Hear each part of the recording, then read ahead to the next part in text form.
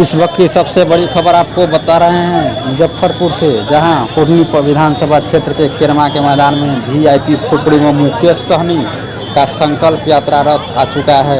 वे 101 दिनों की संकल्प यात्रा पर निकल चुके हैं। इस दौरान आज वे मुजफ्फरपुर के अंबेडकर स्टेडियम केरमा के मैदान में पहुंच गए हैं और वे जनसभा को संबोधित करेंगे। आज इस दौरान भाई महावीर सहनी जी, प्रखंड अध्यक्ष भाई सतीश, कुर्नी के प्रखंड अध्यक्ष भाई सतीश निषाद जी, हमारे वीआईपी पार्टी के युवा जिला अध्यक्ष दीपक सहनी जी, प्रदेश उपाध्यक्ष बहन सुनीता सहनी जी, प्रदेश उपाध्यक्ष हमारे नीलाभ कुमार जी, जो वीआईपी पार्टी के प्रत्याशी भी कुर्नी में रह चुके हैं।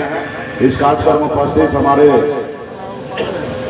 राष्ट्रीय उपाध्यक्ष बैजनाथ सहनी जी, वीआईपी पार्टी के युवा प्रखंड अध्यक्ष भाई गरीबन सहनी जी, युवा जिला उपाध्यक्ष युवा नेता प्रमोद सहनी जी, इस कार्यक्रम में उपस्थित मुखिया प्रतिनिधि केरमा के मुकेश पासवान जी, युवा नेता, और यहाँ पे उपस्थित हमारे अभिभावक उमा शंकर जी, जो पूर्व मुखिया जी यहाँ पर उपस्थित हैं। इस कार्यक्रम में उपस्थित राम पूजन सहनी जी, राजदेव सहनी जी, वीआईपी पार्टी के कर्मठ नेता, इस क्षेत्र के नेता, युवा नेता। 3 जिला में ये यात्रा पहुंचेगी और 1 से 1 दिन का ये यात्रा है और 80 जिला हम लोग जाएंगे।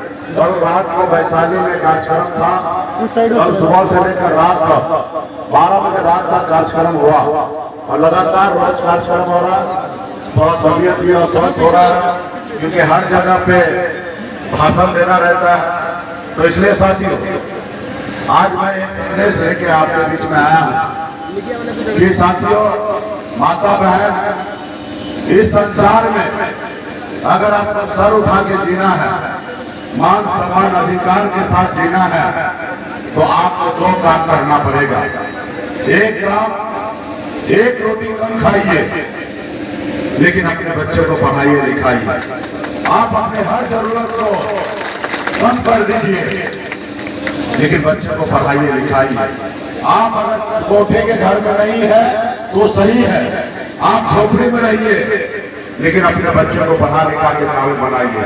जिस रोज वो बच्चा पढ़ लिख लेगा तो महल बना देगा आपके लिए, और जब उसके बाद वो कभी पीछे मुड़ के नहीं देगा।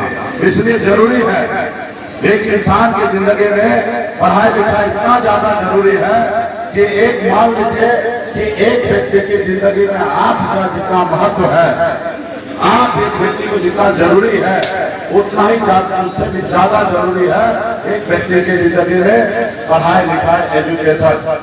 आज मान लीजिए आपके पास 2 आंख है और आपके पास कुछ पेपर पे लिखा हुआ है, आप पढ़े लिखे नहीं हैं तो आप पढ़ नहीं सकते हैं। आज आप पढ़ नहीं सकते हैं तो मान लीजिए कि आप काम कर नहीं है। तो इसलिए इस संसार में अगर सर उठा के जीना है तो पढ़ाई लिखाई सबसे ज्यादा जरूरी है। जब तक समाज पढ़ेगा लिखेगा नहीं, तब तक आगे नहीं बढ़ेगा। और दूसरा, अपने अधिकार के लिए संघर्ष कीजिए, लड़ाई लड़िए। जब तक आप अपने अधिकार के लिए संघर्ष नहीं कीजिएगा, तब तक आपका समाज या आप आगे नहीं बढ़ेंगे। इसलिए साथियों, ये देश को आजादी दिलाने के लिए 250 साल हमारे पूर्वज लड़ाई लड़े अंग्रेज से, तब जाके देश आजाद हुआ। और हमारे पूर्वज का एक ही संकल्प था, एक ही सपना था कि देश आजाद होगा और इस आजाद भारत में हमारे पीढ़ी सर उठा के जिएंगे। लेकिन हमारे पूर्वज लाखों की संख्या में शहीद हुए, जैसे हमारे शहीद दीपक सहनी जी, ऐसे लाखों, किसान का बेटा, दलित का बेटा, पिछड़ा का बेटा शहीद हुआ, देश आजाद हुआ। लेकिन देश में उन्हीं लोगों का कब्जा हो गया। अब वोट की शक्ति पे ये है कि आपके वोट से देश का प्रधानमंत्री और राज्य का मुख्यमंत्री आपके वोट से बनता है। सिर्फ जरूरी है उस वोट को सही से इस्तेमाल करने का। साथियों, अब गरीब का बेटा, एक मछुआरा का बेटा, एक दलित का बेटा भी अपने वोट के दम पर राज्य का मुख्यमंत्री और देश का प्रधानमंत्री बन सकता है। साथियों, तो दर्जनों निशान का बेटा आज कलेक्टर होता है। एसपी होता, दरोगा होता, बीडीओ होता, सीईओ होता, शिक्षक होता, डॉक्टर होता, इंजीनियर नहीं बनना है। हमें हमारे अपने समाज को आरक्षण दिलाना है, उसके अलावा कुछ भी समझौता नहीं होगा। तो इसलिए साथियों, संघर्ष करना पड़ेगा, उसके लिए लड़ाई लड़ना पड़ेगा। आज आप देखिए भाजपा वाले ने जब उसकी बात नहीं माने तो उन्होंने क्या किया, इसी समाज को तोड़ने के लिए एक नेता को पैदा कर दिया। तो क्या ये निषाद समाज टूटने वाला है? तो ये भाजपा वालों को बताना पड़ेगा, ये समाज अब टूटने वाला नहीं है और ना ही बिखरने वाला है। ये 2023 का निषाद है जो अपने बच्चे का भविष्य के लिए संघर्ष करने के लिए तैयार है, लड़ाई लड़ने के लिए तैयार है। साथियों, तो क्या आप लोग लड़ाई लड़ने के लिए तैयार है ना? ये आवाज दिल्ली पहुंचेगा, दिल्ली पहुंचाना है ना भाई मोदी जी को। और मोदी जी कैसे देखेंगे कि निषाद का बेटा जब चला है, आज यूपी, बिहार, झारखंड में निषाद का बेटा के पास वही शक्ति पावर है जैसे हनुमान जी के पास था।